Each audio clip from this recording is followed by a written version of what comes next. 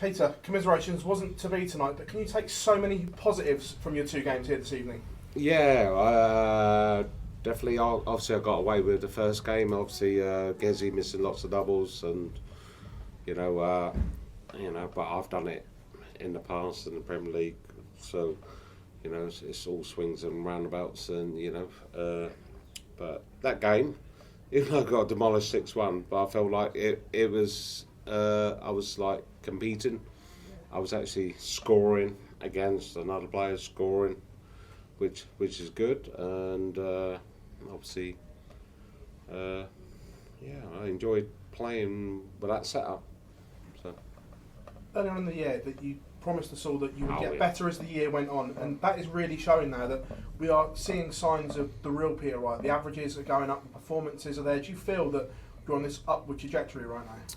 Yes, I feel like that, and I guess all the other players are going to be feeling like that as well, as because obviously we've got a new kid on the block who's just like doing crazy stuff and making it look so easy. And obviously, I said a couple of guys in the back row now. He's obviously, we're on about Lukelittler. He is the next person that's gonna rule the roost. Obviously, we had Phil Taylor. Well, obviously Eric Bristol. Then we had Phil Taylor. Then we had Michael Van Gerwen. Now we all thought everyone's on their day can beat anybody, but this kid, it's just something else, something special. He's got something special, and obviously we all step up our game. Otherwise, we're going to be left behind. At 17, could he be the best ever then? Yeah, until someone else comes along in maybe 10, 15 years' time, but yeah, it depends what he wants to do with his life, or he gets fed up with, stuff to do in media and whatever, if he'd rather go and play his games or whatever.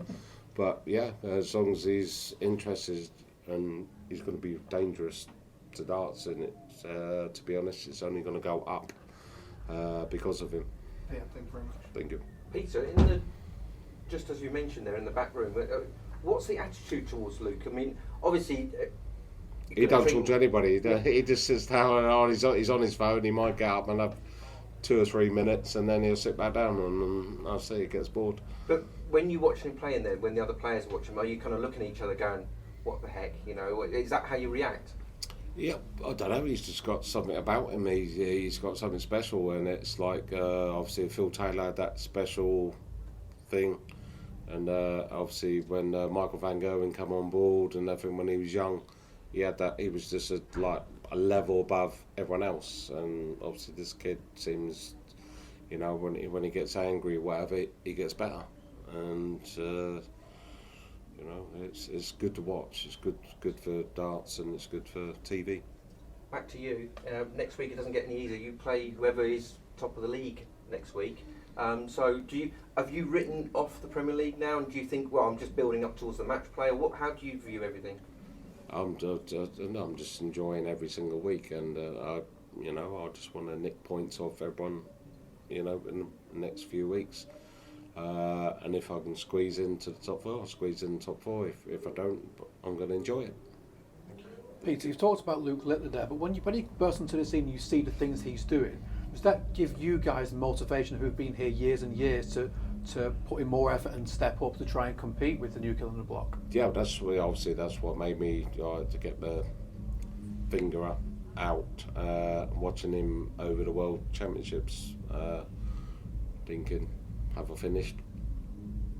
I believe I'm not finished, so I want to carry on, and if I put the practice in and get the right set up, you might have seen, obviously I've gone to the really long points tonight, and sometime it benefited, and it's just if I can get used to them and stick with them. But in my mind at the moment with my darts is just, I'll decide whatever darts to use on the night. It won't be like I'm going to be using these darts for 6 months or 2 months. It'll be like, I don't fancy throwing these ones today. I'll throw something else. So You've got your first points in the Premier League tonight. You've had match darts before.